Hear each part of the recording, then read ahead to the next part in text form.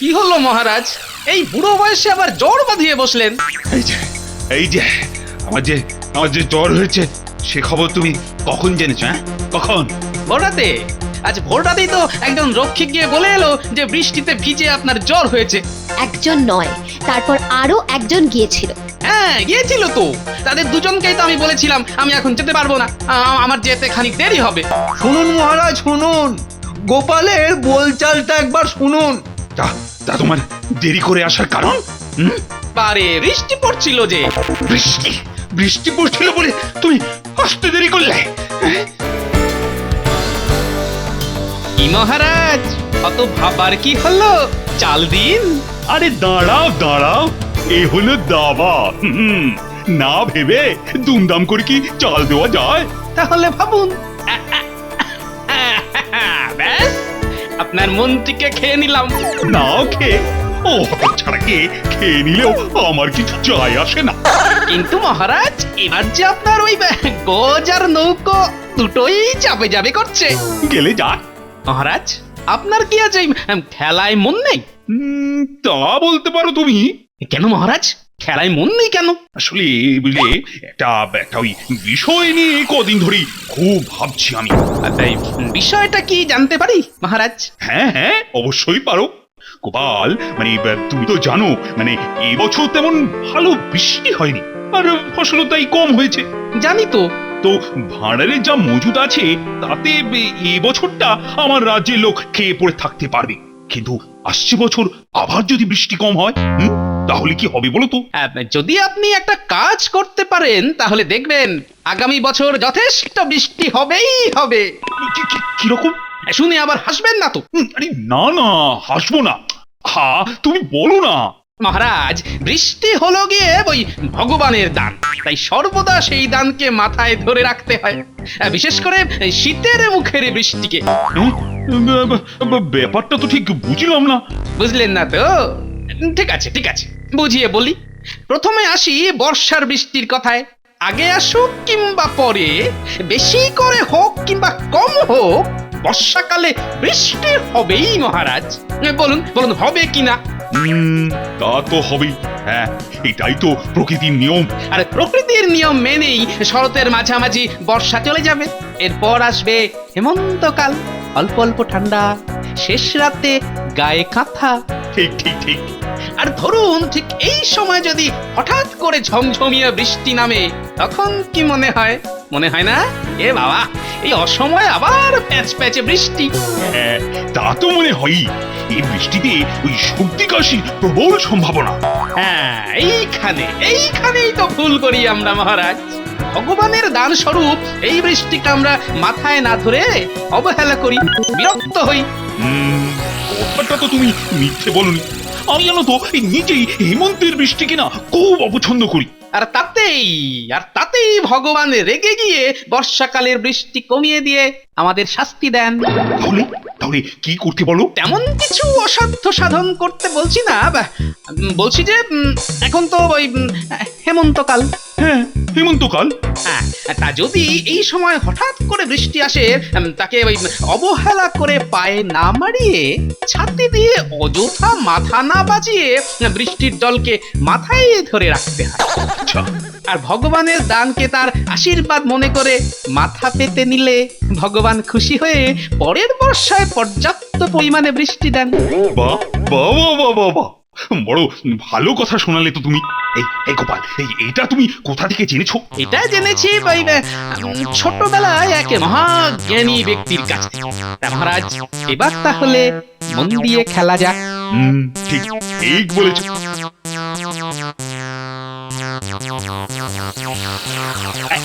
এই কিস্তি গোপাল, এবার কিস্তি।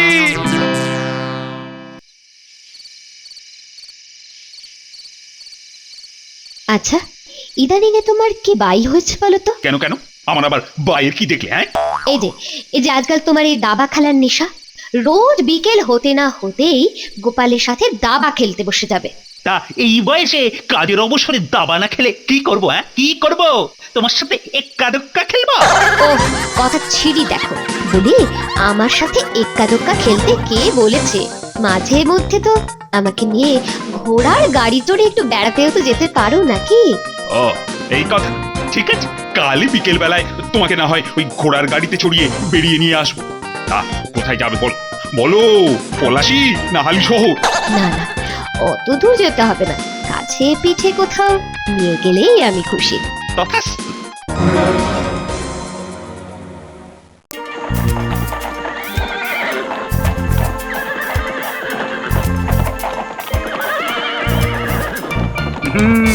কি রানী, খুশি তো? ওমা, আকাশে কখন আবার মেঘ ধরলো? খানিক আগে তো আকাশ বেশ পরিষ্কার ছিল। এই একটু তাড়াতাড়ি চালাও, দুম করে আবার বৃষ্টি না এসে পড়ে, তাড়াতাড়ি। এলেই বা ক্ষতি কি? কি বলছো কি? হুট করে বৃষ্টি এসে গেলে ডাহা ভিজবে। তাড়াতাড়ি। ভিজলে ভিজবো, জানো রানী, এই হেমন্তকালের অসময়ের বৃষ্টিকে কি বলে? কি বলে? এই বৃষ্টিকে ঠিক বৃষ্টি বলে না, এই বৃষ্টিকে বলে স্বয়ং ভগবানের দান। এই বৃষ্টিকে বলে ভগবানের দান? এই তোমায় এসব কথা কি বলছে বলো তো? আরে গোপাল বলেছি। সর্বনাশ! আরে এই যে সত্যি সত্যি ঝেপে বৃষ্টি এসে গেল গো। কোচওয়ান, শিগগির গাড়ি থামিয়ে মহারাজের মাথায় ছাতা ধরো, শিগগির। না না না, ছাতা লাগবে না। গোপাল বলেছে এই বৃষ্টিকে মাথা বেঁধে মাথায় ধরে রাখতে হয়। কেন? ও সব তুমি বুঝবে না, তুমি তো আর রাজা নও।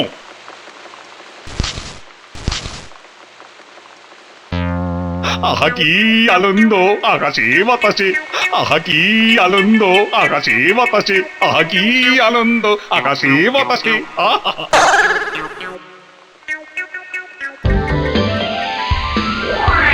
গিন্নি, বলি ও গিন্নি, বলি হলোটা কি? ষাঁড়ের মতো চেঁচাচ্ছ কেন? আর কি হয়েছে দেখতে পাচ্ছ না? বলানি কনি এমন হুট করে বৃষ্টি নেমে এলো। ভাগ্যিস কাছে পিঠে ছিলাম, তাই এক দৌড়ে বাড়ি চলে আসতে পারলাম, না হলে তো ডাহা ভিজতে হতো, বুঝলে তো? ও কি হাঁ করে মুখের পানে তাকিয়ে আছো কেন? বলি ঝপ করে গামছাটা নিয়ে আসো না, তাকে যা দু এক ফোঁটা জল পড়েছে ঝপ করে মুছে ফেলি। মহারাজ আজ দাবা না খেলে মহারানীকে নিয়ে বেড়াতে বেরিয়েছেন। হঠাৎ বৃষ্টি এসে যাওয়াতে যা জমবে না, ভিজে ভিজে পুরো একেবারে ভিজে বেড়াল হয়ে ফিরবে। যত বুড়ো হচ্ছ তত ছেলে মানুষই বাড়ছে। এই অসময়ের বৃষ্টিতে এমন করে কেউ ভেজে বলো তো? ভেজে না, আরে একে বৃষ্টি বলে না রানী, বলো বলো ভগবানের দান।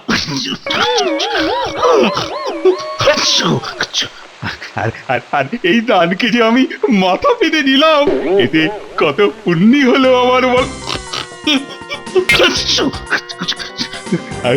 আর দেখবে এই এই পুণ্যির জোরে আসছে বছর কেমন বর্ষা আসবে। ফলে ফসলে ভরে যাবে আমার রাজ্য। এইসব কথা তোমার মাথায় কে ঢুকিয়েছে বলো তো? আরে সৎ বুদ্ধি দেবার মতো তো একজনই আছে আমার। সে নিশ্চয়ই গোপাল। খুব হয়েছে, খুব হয়েছে পুণ্যির কাজ। এখন ভেতরে চলো, তাড়াতাড়ি এই ভিজে পোশাক ছেড়ে মাথা মুছে শুকনো পোশাক পরবে। চলো, ওহ তাড়াতাড়ি চলো না, না হলে অসুখে পড়বে যে। কিচ্ছু হবে না, দেখে নি। আরে বাবা, ভগবানের দান, মাথা পেতে নিলে কেউ কি অসুখে পড়ে? দেখ, তবু চলো চলো। কি গো চাদর মুড়ি দিয়ে এমন জবু তবু হয়ে বসে আছো কেন? ওরে বাবা, হেমন্তের এই এক পশলা বৃষ্টিতে যে হাড়ে একেবারে কাঁপুনি ধরিয়ে দিলে গো। ওরে বাবা রে। আচ্ছা শ্বেত কাতুরে মানুষ তো তুমি, এখনই যদি এমন করো তাহলে মাঘ মাসে কি করবে? হ্যাঁ, যা বলতে এসেছিল, রাতে কি খাবে? রাতে রাতে রাতে কি খাই, কি খাই বলো তো? গিন্নি, চাটি ওই চালে ডালে বসিয়ে দাও না, কি বলছে ঠান্ডায় খিচুড়ি যে জমবে না। বাবা ও আবার ঝিরঝির করে বৃষ্টি শুরু হলো গো। আহা, কি মজা! কাল তাহলে আর রাজসভায় যেতে হবে না, সারাদিন শুধু কথা মুড়িয়ে শুয়ে থাকবো আর খিচুড়ি খাবো। কেমন বুঝছেন রাজবৈদ্য মশাই? সারা গায়ে জ্বর। সে তো বুঝতেই পারছি। কখন থেকে হয়েছে এই জ্বর? কাল রাত থেকে। মহারাজের এই জ্বরের কারণ হলো বুকে অতিরিক্ত শ্লেষ্মার প্রভাব। কিন্তু কিন্তু এমন কেন হলো? কাল আমাকে নিয়ে একটু বেড়াতে গেছিলেন, হঠাৎ বৃষ্টি। সে তো জানি। তা বৃষ্টিতে মাথায় ছাতা নেননি? না। তাহলে তো বৃষ্টিতে দস্তুর মতো ভিজেছেন। আচ্ছা আচ্ছা, আপনাদের সাথে কি ছাতা ছিল না? থাকবে না কেন, কিন্তু উনি তো মাথায় নেননি, ইচ্ছে করে ভিজেছেন। ও, এবার তাহলে ওনার অসুখের কারণটা পরিষ্কার হলো। অকাল বর্ষণের জল মাথায় পড়াতেই এই বুকে শ্লেষ্মা, আর তার থেকেই গায়ের এই উত্তাপ। তবে চিন্তার খুব একটা কারণ নেই। যাক বাবা, বাঁচলাম। আমি বটিকা দিয়ে যাচ্ছি, কেমন? প্রতি প্রহরে গরম দুধের সাথে 2টো করে বড়ি খাইয়ে যাবেন। 1 দিনের মধ্যেই সেরে উঠবেন। সেরে উঠলেই রোখে। এই, কে আছিস? এক বাটি গরম দুধ নিয়ে আয়। আচ্ছা আচ্ছা, একটা কথা, মহারাজ হঠাৎ এমন করে বৃষ্টির জলে ভিজতে গেলেন কেন? সে কথা আমায় না জিজ্ঞেস করে আপনাদের রাজামশাইকে জিজ্ঞেস করুন, উনি ভালো উত্তর দিতে পারবেন।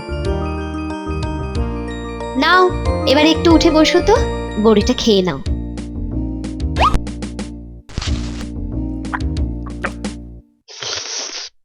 গোপাল, কোথায় গোপাল? আর গোপাল গোপাল করো না তো, তার বুদ্ধিতেই আজ তোমার এই দশা। কি হয়েছে মহারাজ? সকালে উঠেই আপনার অসুখের খবর পেয়েই আমি পরিমরি করে ছুটে এলাম।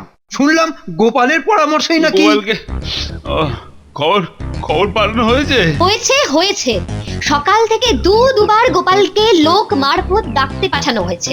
গোপাল জেনেছে আমার জয়ের কথা? জেনেছে জেনেছে বললাম তো।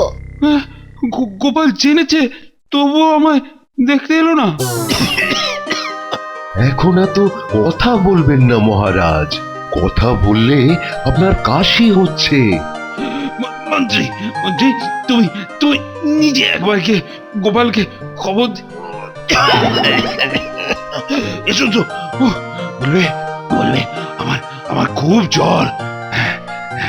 ওরা না নিলে বলি, আমার কথায় গোপাল কি আসবে? আপনার লাইফে পেয়ে সে তো এখন ধরাকে সরা জ্ঞান করে। এই তালে মহারাজকে গোপালের ওপর খেপিয়ে দিতে হবে। কি কি বলছো? কি ঠিকই বলছি মহারাজ। এই তো মহারানী বললেন যে আপনার অসুস্থতার খবর নিয়ে দুবার রাজবাড়ি থেকে লোকে তাকে ডাকতে গেছে।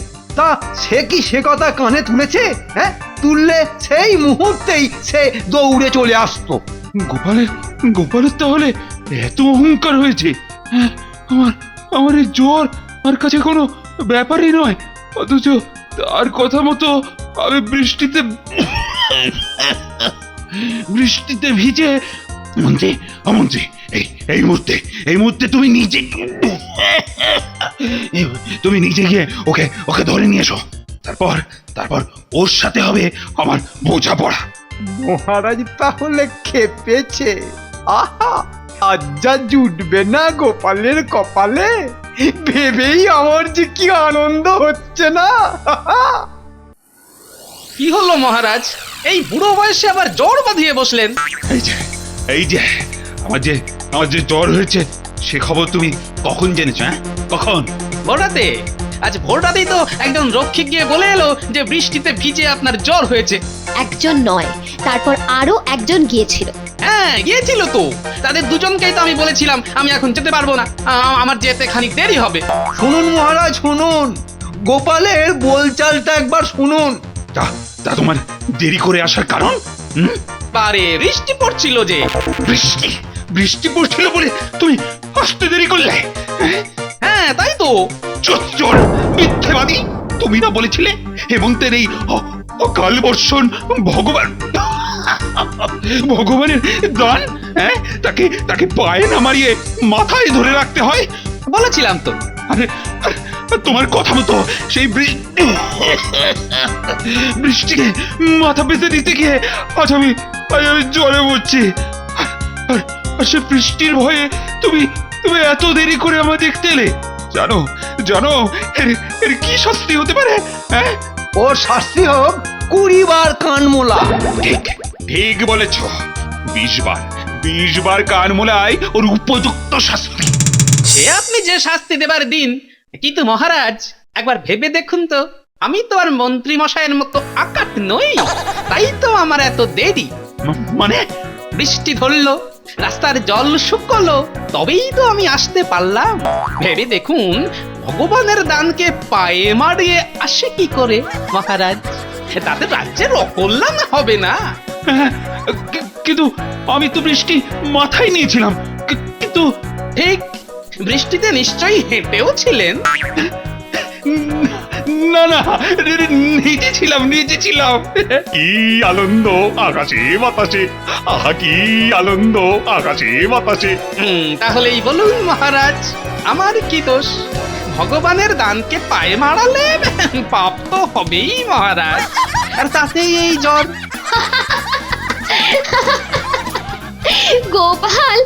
গোপালের জবাব নেই। ও